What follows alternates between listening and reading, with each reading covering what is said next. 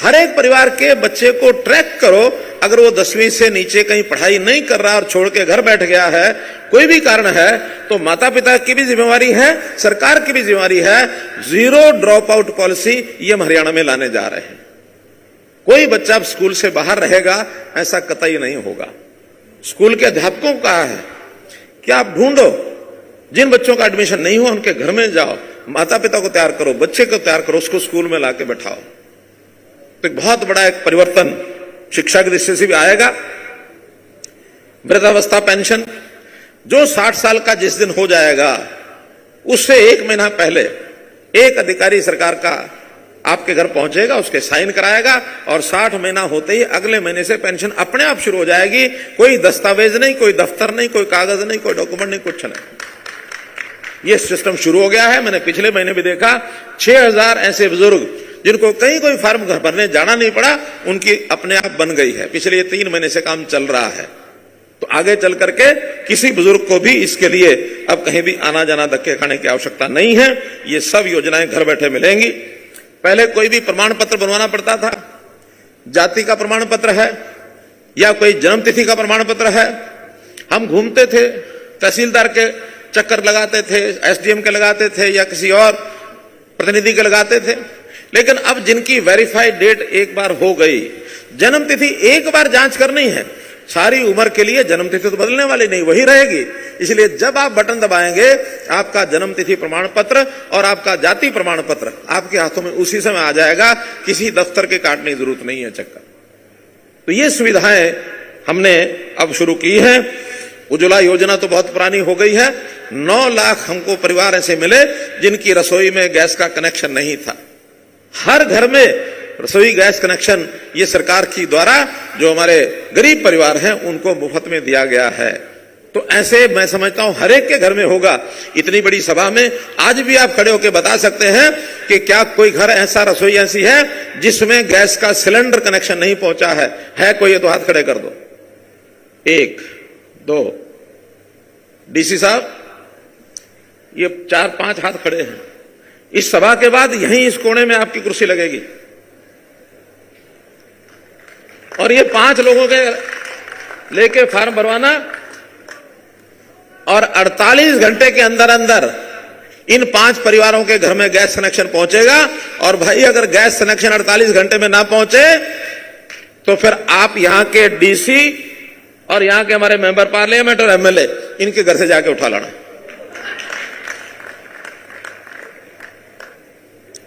आखिर आज भी 5 परिवार इतनी बड़ी सभा में क्यों बचे? या तो उन्होंने नहीं आगे बढ़े होंगे, गए होंगे, या कहीं बाहर से आके बसा होगा, या कोई छोटे मोटे कागज में कोई कमी किसी ने दिखाई होगी। लेकिन कोई भी कमी हो, गैस कनेक्शन पहले दो, कमियां बाद में पूरी कराओ। एक मांग रखी गई है, हमारे बेदी जी और यहां के लोगों ने एक मांग पत्र दिया है। कहने लगे पढ़ दूं। मैंने कहा पढ़ना नहीं, मुझे पता है आपकी मांग पत्र क्या क्या है। कुछ थोड़ी थोड़ी बातें वो भी मैं करना शुरू करता हूं। इन्होंने कहा कि विद्यार्थी हमारे स्कूल में, कॉलेज में पढ़ते हैं, उनको छात्रावासों में जगह नहीं मिलती। तो मैं आज, वैसे तो मैं पहले भी कह चुका हूं, लेकिन आज फिर कह रहा हूं, एक कंडीशन के साथ कह रहा हूं कि अभी अभी मुझे जो जानकारी मिली है, हमारे पंचायतों के चुनाव घोषित हो गए हैं और ऐसे आदमपुर विधानसभा का भी चुनाव घोषित हो गया है। तो उन स्थानों पर आचार संहिता लगी है। तो जो मैं यहां घोषणा कर रहा हूं, ये केवल शहरों के लिए है। जहां आचार संहिता लगी है वहां के लिए नहीं है। इसलिए इन स्थानों पर जो हमारे छात्रावास है, वहां जैसे हमारा पढ़ाई का रिजर्वेशन है, जो हमारे डिप्राइव्ड जो एससीज हैं, जो वंचित अनुसूचित जाति के वर्ग के लोग हैं, 10% उनका है और 10% अन्य एससीज का है। तो ऐसे 10% इनका रिजर्वेशन अब जो छात्रावास हॉस्टल हैं जहां हमारे विद्यार्थी पढ़ते हैं, वहां भी यह रिजर्वेशन लागू रहेगा। और नए बनने वाले जो भी कोई छात्रावास होंगे, वो जानकारी हमारे बेदी साहब या हमारे जो विधायक बैठे हैं वो जानकारी दे देंगे।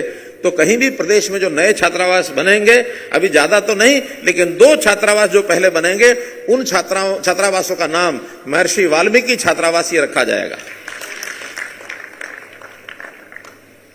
यहां जो हमारा एक भवन बनने की बात आ रही है कि जो भवन बन रहा है उस भवन के लिए वैसे तो मैंने पिछले साल एक कार्यक्रम बनाया था, लेकिन पिछले साल कोविड का भी समय था, कुछ यहाँ एक किसान आंदोलन भी चल रहा था, थोड़ा विवाद हुआ तो सब लोगों ने मुझे परामर्श दी कि अभी नहीं जाना चाहिए, बाद में किसी और अवसर पर जाएंगे। संयोग से आज फिर महर्षि वाल्मीकि जी का प्रकट उत्सव है, आज मुझे आप लोगों ने यहाँ बुलाया है, तो मैं वो जो उस समय विचार किया था वो उस समय तो पैसे नहीं आपको दिलवा पाए थे, लेकिन उस समय के 21 लाख रुपया वो आज मैंने डीसी साहब को कह दिया है कि तुरंत रिलीज कर दें, ताकि 21 लाख रुपया उस धर्मशाला में जो भवन बन रहा है, भवन क्या है वो, त्रिकाल भवन, त्रिकाल समरसता भवन, 21 लाख रुपए उसके। लेकिन वो बेदी जी ये भी कह रहे थे वो तो 21 लाख तो पिछले साल के थे, अब तो कुछ बढ़ गए होंगे। मैंने कहा हाँ बढ़ा देंगे, अब उसको 25 लाख रुपया कर दिया जाता है, 21 लाख और 4 लाख और, तो 25 लाख रुपया उस त्रिकाल भवन के लिए ये मंजूर किए जाते हैं। एक मांग इन्होंने रखी है कि ठेकेदारी प्रथा, ये मैं पहले घोषणा कर चुका हूं कि ठेकेदारी प्रथा को समाप्त करेंगे। उस समय एक प्रावधान किया था, उसका उपयोग मालूम नहीं कितना आप लोगों ने उठाया है। हमने कहा था कि जो ठेकेदार हैं उसमें जिनका अनुभव हमारे सफाई कर्मचारियों का ज्यादा है और थोड़ा पढ़ा लिखा अगर है, मानो 10 पास भी है, तो ठेकेदारी की जगह हमारे ये लोग अपनी कोई सोसाइटी समिति बना लें और इस सोसाइटी समिति के माध्यम से ही हम उनको नौकरी देंगे। बाहर के ठेकेदार के बजाय 50% ठेकेदारी हमारे ही लोगों में से लोग करें, जिनका अनुभव है सफाई का, वो कर सकते हैं। ऐसा हमने एक प्रावधान दिया था, लेकिन रिजल्ट उसके कोई ज्यादा अच्छे नहीं दिखे मुझे। मैं आपको फिर कहता हूं कि जो अपने अच्छे समझदार ऐसे जो बीट वाले जो लोग हैं, जो सुपरवाइजर हैं, वो अपनी समितियां बना करके ठेका लेंगे तो प्राथमिकता 50% ठेके उनको मिलेंगे और बाकी जो हैं वो किसी दूसरे को नहीं मिलेंगे। बल्कि एक नई व्यवस्था हमने कर दी है जिसकी घोषणा आज मैं कर रहा हूं। हमने एक कौशल निगम, कौशल रोजगार निगम बनाया है, हरियाणा कौशल रोजगार निगम के बजाय ठेकेदारों के सरकार जो है ऐसे लोगों का रजिस्ट्रेशन करके जिस शहर में उनकी जरूरत है वहां से हम उनको जो नौकरी दिलाएंगे। किसी ठेकेदार के पास जाने की जरूरत नहीं है। और जो पहले वाले लगे हुए ठेके पर हैं उन सबको भी ये जो रोजगार कौशल निगम है उसके अंदर दर्ज करेंगे। अब वो सरकारी एजेंसी रहेगी, अब ठेकेदारों के पास आपको नहीं जाना पड़ेगा। इसलिए ये घोषणा भी आज मैं कर रहा हूं।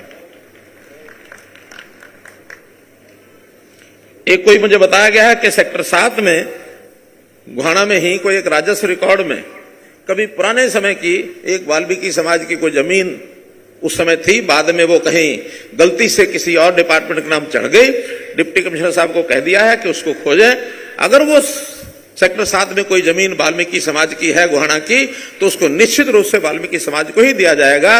वो कोई भी गलती से कहीं हुआ तो उसको दुरुस्त किया जाएगा। ये भी इनको हमने बता दिया।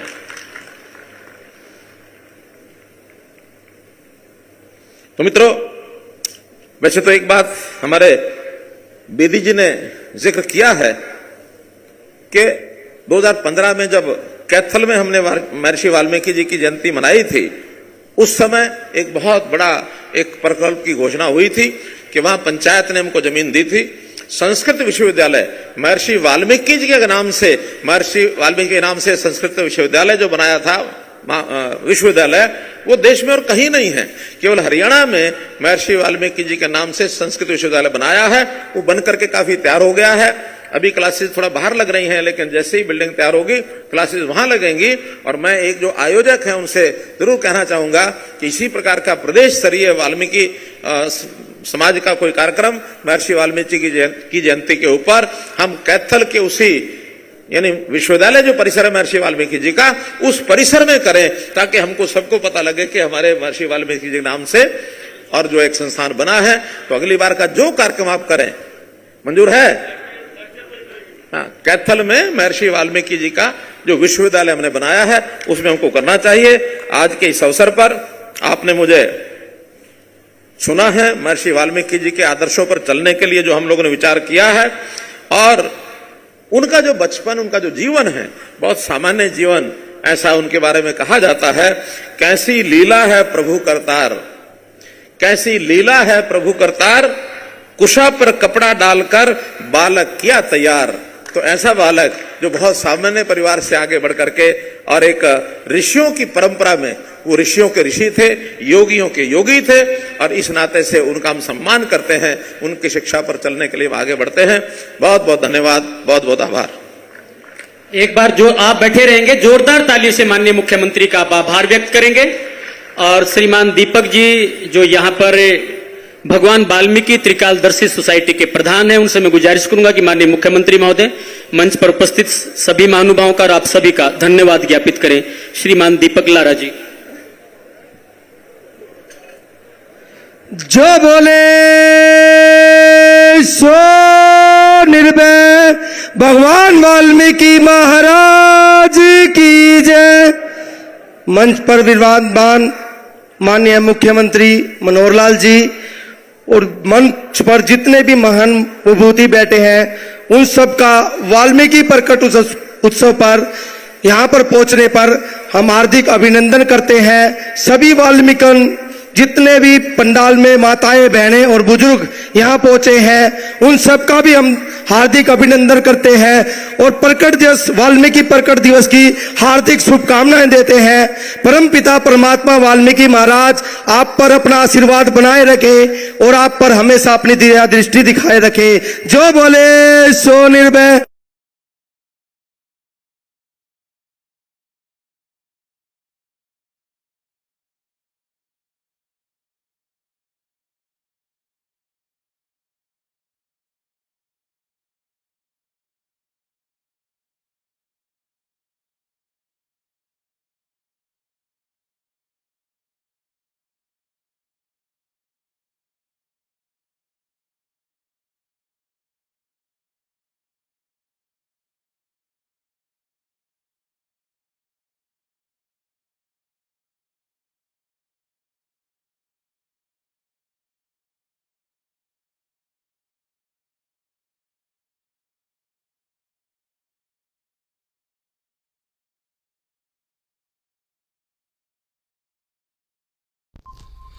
लेकर चले अमर मंथन खबर को अपने संग।